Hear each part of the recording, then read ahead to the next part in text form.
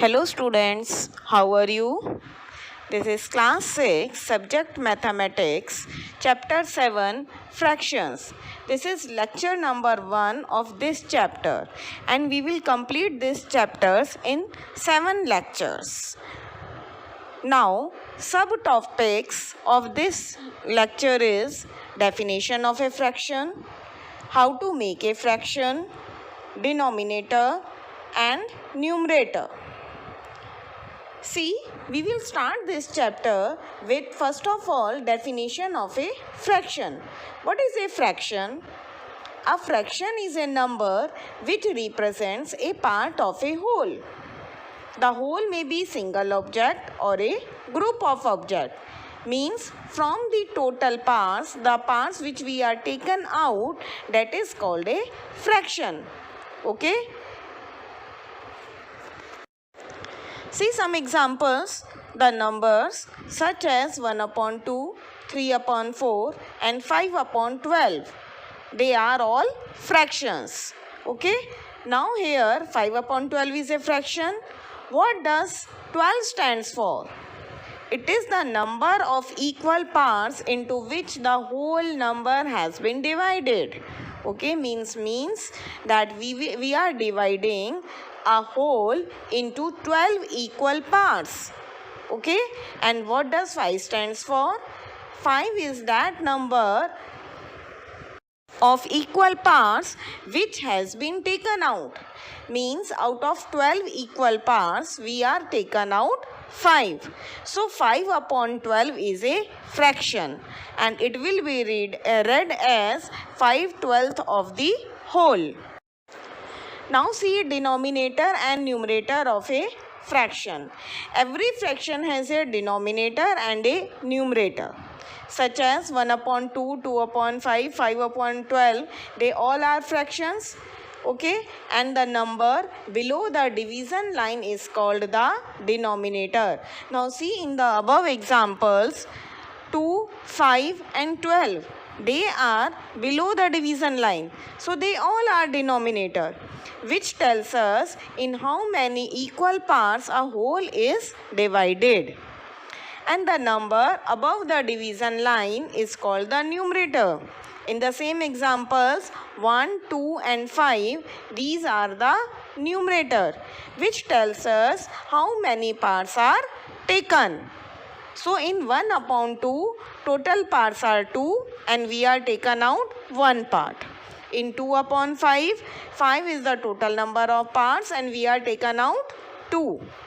In 5 upon 12, 12 are the total parts and we have taken out 5. See some examples now.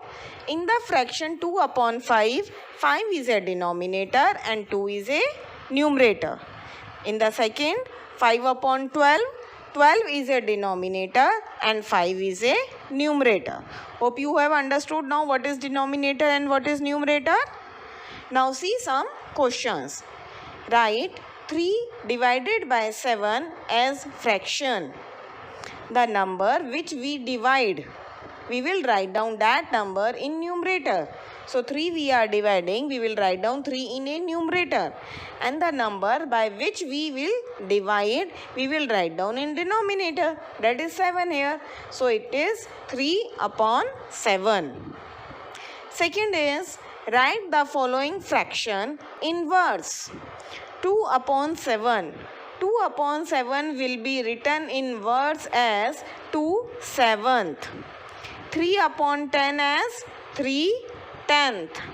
And 15 upon 28 as 15/28.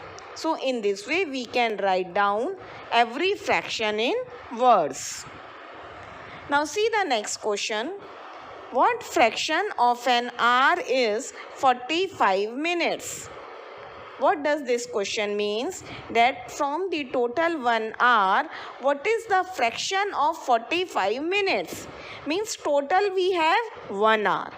First of all, we will convert 1 hour into minutes. 1 hour equal to 60 minutes because unit must be same. Okay. So out of now 60 minutes, we have taken out 45 minutes. And we know very well that in the fraction, total parts will come in the denominator and the number that are taken out will come in the numerator. So in this question, total parts are 60 minutes and how many minutes we have taken out? 45. So our required fraction is 45 upon 60. Now we will not leave it as it is. We will reduce it in simplest form by dividing both numerator and denominator by 15. Because 15 3s are 45 and 15 4s are 60. So our fraction in simplest form is 3 upon 4. Next question is, write the natural numbers from 2 to 12. What fraction of them are prime numbers? Natural numbers from 2 to 12 are 2, 3, 4, 5, 6, 7, 8, 9, 10, 11, 12. These are all natural numbers. Counting numbers are called natural numbers. And from 2 to 12 it is asked in the question. So we have written from 2 to 12. Now count them. How many they are in numbers? They are 11 in numbers. Now we have to find out the fraction of prime numbers in natural numbers. So we have to find out now how many of them are prime numbers from 2 to 12. So prime numbers are those numbers which are divisible by 1 and the number itself. Okay, or in other words we can say which have exactly two factors, 1 and the number itself. So prime numbers from 2 to 12 are 2, 3, 5, 7 and 11. All these numbers are either divisible by 1 or the number itself. Now count them. How many they are in number? They are 5 in number. So our required fraction is total number of natural numbers in the denominator, that is 11, and the number of prime numbers in the numerator, that is 5. So required fraction is 5 upon 11. Hope you have understood this much about the fraction. On the basis of above explanation, you will do exercise 7.1 of your NCERT book. Now let us discuss homework solution of chapter 2, exercise 2.3, which I have given you in lecture 4 of chapter 2. Question number 1 is, which of the following will not represent 0? 4 options are with us. 1 plus 0, 0 multiplied by 0, 0 upon 2, 10 minus 10 upon 2. Now see, 1 plus 0 is 1. 0 multiplied by 0 is 0. And the C part is 0 upon 2 is, that is also 0.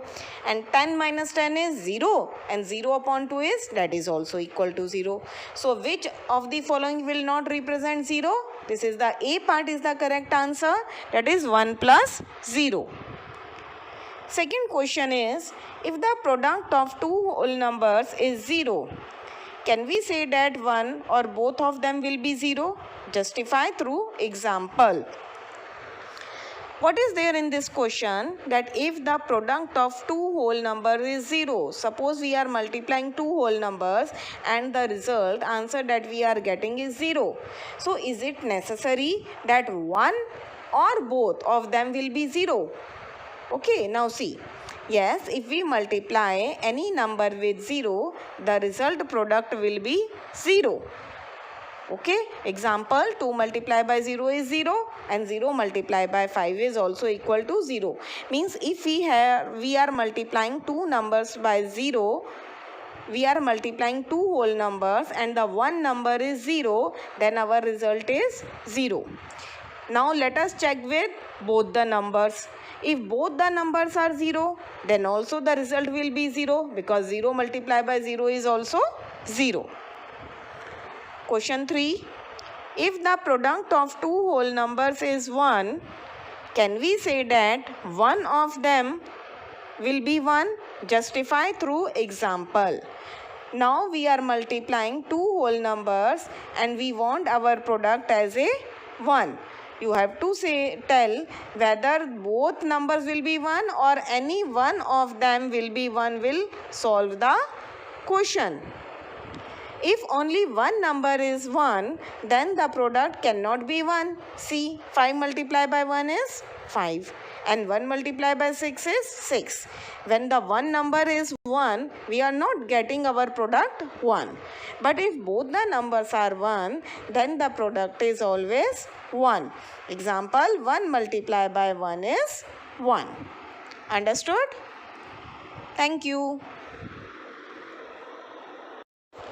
Now see our fourth question. Find using distributive property. Distributive property of multiplication over addition and subtraction. This you have done in the previous lecture also. Okay, and in this also it is there. See the A part.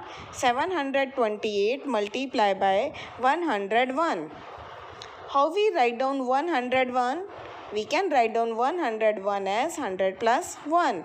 So it is 728 will be outside the bracket and 101 we will write down 100 plus 1 inside the bracket. Okay. Now second step is, first of all we will multiply 728 by 100 and then we multiply 728 by 1 and we will add both the product. So it is 728 multiplied by 100 is 72,800. 728 multiplied by 1 is 728.